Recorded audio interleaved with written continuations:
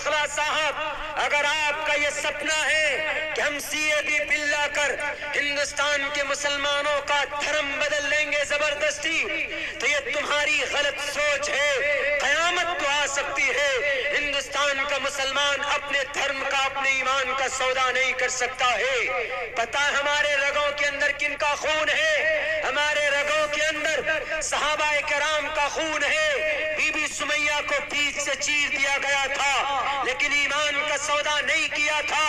حضرت بلال حبشی کے جسم میں سوراخ کیا گیا تھا لیکن اپنے ایمان کا سودا نہیں کیا تھا۔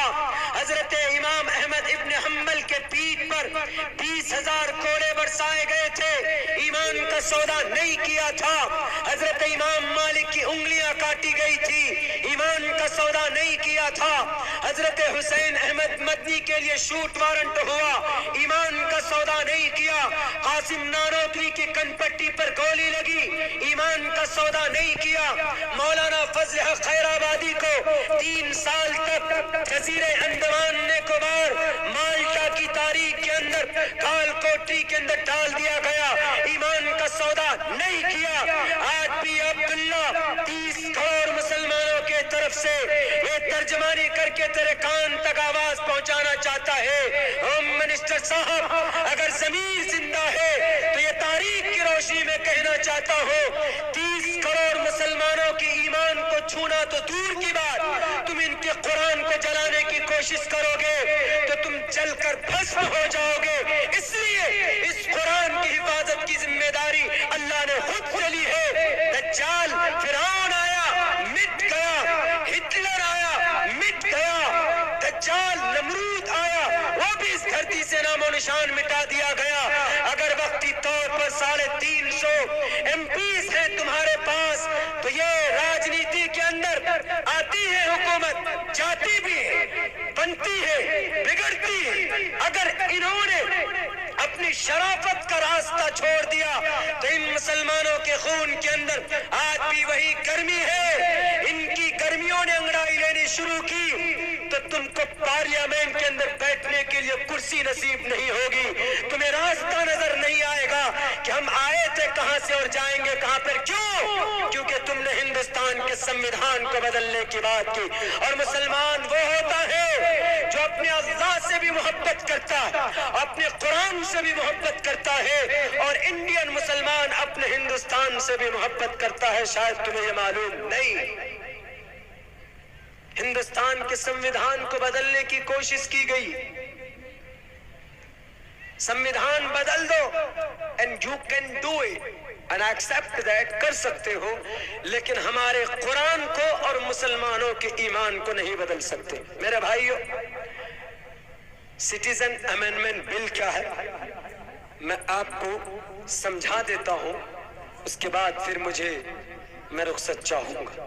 اگر بولا پورے لوگ سبھا کے اندر، اگر وہ بولا، کون تھا وہ؟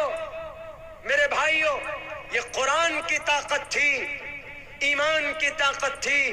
نماز کے بڑے پابند ہیں وہ، اور ہمیں بھی پابندی نماز کرنی چاہیے۔ قرآن ہمارے ایک ہاتھ میں، ہندوستان کا سنویدھان دوسرے ہاتھ میں، اور ماتھے پر ٹوپی، ماتھے پر نماز کا نشان۔ اگر ہم مسلمانوں کے بیچ میں یہ چیز آ جائے تو مسلمان پھر کسی سے ڈرتا نہیں ہے۔ پتہ اس باطل کے سامنے، اس بے لگام گھوڑے کو، جھوٹے کو، کذاب کو، اس فاسق کو جواب دینے والا کون تھا؟ چیخ کر کہا کہ تیرا نام ہٹلر کی لسٹوں میں لکھا جائے گا، تیرا نام لکھا جائے گا۔ اور اس مرد مجاہد نے اسی وقت اس بل کے 5 ٹکڑے کر کے پھاڑ دیا اور کہا کہ میں تجھ جیسے من گھڑت کہانی اور اس طرح سے من گھڑت ہندوستان کے آئین کی سینے کو چاک کرنے والے بل کو نہیں مانتا۔ گاندھی نے نہیں مانا تھا، میں بھی نہیں مانوں گا۔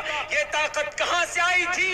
یہ طاقت ایمان کی طاقت تھی، یہ طاقت قرآن کی طاقت تھی، یہ طاقت وحدانیت کی طاقت تھی، یہ طاقت ٹوپی اور داڑھی کی طاقت تھی۔ اور ایک مرد مجاہد کے جسم کو، باڈی کو ہلا سکتے ہو، لیکن ایمان کی بھاوناؤں پر، ان کے دھرم کو تم بدل نہیں سکتے۔ دنیا کے غدار لیڈروں، تمہارا سپنا کبھی بھی شرمندہ تعبیر نہیں ہو سکتا. What is the ہمارا گناہ کیا ہے؟ ہم نے گناہ کون سا کیا ہے جو اس طریقے سے ہم لوگوں کو کسا جا رہا ہے, پریشان کیا جا رہا ہے؟ کچھ دنوں پہلے NRC, اب CAB بل. اور میں آپ کو بتا دوں یہ جو CAB بل ہے یہ بہت زبردست ہے, اتنا زبردست ہے. میں بتا دوں آپ کو CAB بل بہت سے لوگ نہیں جانتے. سڑکوں پر کہیں پروٹیسٹ کیا جا رہا ہو تو ہم لوگوں کو بڑھ چڑھ کر حصہ لینا چاہیے, اور اگر کوئی سپورٹ کر رہا پارلیمنٹ میں, لوک سبھا میں, راجیہ سبھا میں, تو ہم لوگوں کو اس کی مدد کرنی چاہیے. اب سے پہلے بھی پرسوں بھی میں نے CAB بل کا خلاصہ کیا تھا, میں آج کو بتا دیتا ہوں. کچھ زمانے پہلے ہندوستان کے اندر زبردستی ایک تحریک چلی تھی. کون سی؟ زبردست دھرم بدلنا, دھرم پریورتن, لیکن وہ کامیاب نہیں ہو پائے تھے. and that time they were not the successful. اس وقت ان کا آئیڈیا بالکل ختم ہو گیا تھا. اب انہوں نے یہ سوچا کہ ہندوستان کے مسلمانوں کو کیسے آدھے میں لانا ہے, ان کو کیسے ڈرانا ہے. تو انہوں نے کہا کہ NRC لاگو کرو. تو سوچا کہ NRC میں تو مسلم سے زیادہ ہندو پھنس جاتے, جیسے آسام میں پھنسا 12.5 لاکھ ہندو پھنس گئے, 7 لاکھ یہ مسلمان تھے. تو اگر مسلم کو کے چکر میں ہندو بھی پھنس رہا ہے, لیکن ایک قانون نکالا. کون سا؟ یہاں انڈیا کے لیے نہیں نکالا, ڈائریکٹ نکالا افغانستان, بنگلہ دیش, پاکستان. جو بھی ہندو ان تینوں دیشوں سے آئے گا, مسلم کے علاوہ کوئی بھی ہے, مسلم کے علاوہ کوئی بھی ہے, ان کو آتے ہی فوراً ناگرکتا دے دی جائے گی, فوراً ناگرکتا دے دی جائے. لیکن اگر کوئی مسلم آئے تو ان کو ناگرکتا نہیں دی جائے گی. یہ ڈسکریمنیشن ہے کہ نہیں؟ ڈسکریمنیشن کا مطلب عصبیت, بھید بھاؤ, جو کہ ہندوستان کے سنویدھان میں بھید بھاؤ ایسا کچھ نہیں. تو یہ قانون پاس کیا. تو آپ کہیں گے کہ مولانا پاکستان, بنگلہ دیش, افغانستان سے کوئی مسلمان آئے یا نہ آئے, ہم کو اس سے کیا لینا دینا؟ ہم تو ہندوستان کے مسلمان ہیں, ہم پر تو کوئی اعتراض ہی نہیں, ہم کو تو کوئی پرابلم ہی نہیں.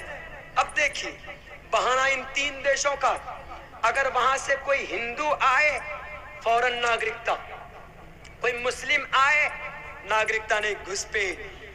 ہاں اگر وہ مسلم آیا اپنا دھرم بدل کر آیا, دھرم بدل لیا, ہم تھے تو افغانستان میں مسلم لیکن ہم ہندوستان میں رہنا چاہتے ہیں, تو CAB بل کے تحت گورنمنٹ کہے گا کہ تم ہندو بن جاؤ, تم آئے ہو ٹھیک ہے, آئی ایکسپٹ این اتیتھی دیو بھوا, آیوشمان دیو بھوا, آئیے, ویلکم, خوش آمدید.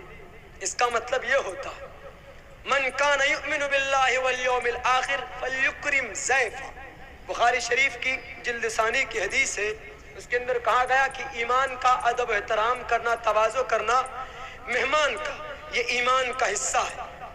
بڑی تاکید کے ساتھ شیخ الحق, شیخ ثانی, شیخ عبد الحق رحمت اللہ علیہ نے ہم لوگوں کو دارالعلوم دیوبند میں اس کی وضاحت کرتے ہوئے انہوں نے بتائی. تو ان کو کہیں گے کہ مسلم ہو کوئی بات نہیں, آؤ لیکن دھرم بدل کر آؤ.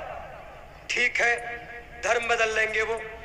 اب انڈین مسلم جب NRC لاگو ہوگا تو NRC میں مثال کے طور پر 10 کروڑ یا 5 کروڑ مسلمانوں کا نام نہیں آئے گا. جب نام نہیں آئے گا تو وہ کیا ہوا؟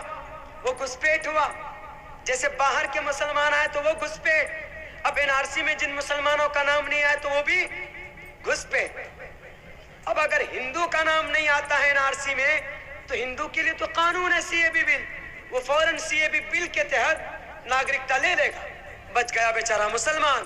جن کا نام NRC میں نہیں ہے تو ان کے لیے 2 ہی راستہ. ایک راستہ یہ ہے کہ CAB بل کے تحت تم کو ہندو اب تم کو ناگرکتا ملے گی.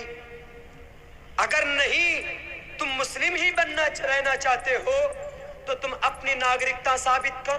چھوٹی سی بھی پرابلم ہوگی نا اس کی ڈاکومنٹس میں تو اس کو ریجیکٹ کر دے.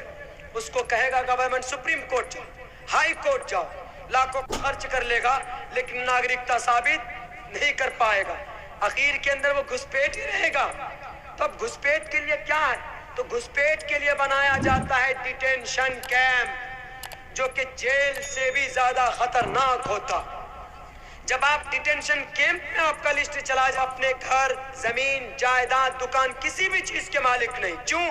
چونکہ آپ انڈین نہیں، آپ گھسپیٹ ہیں۔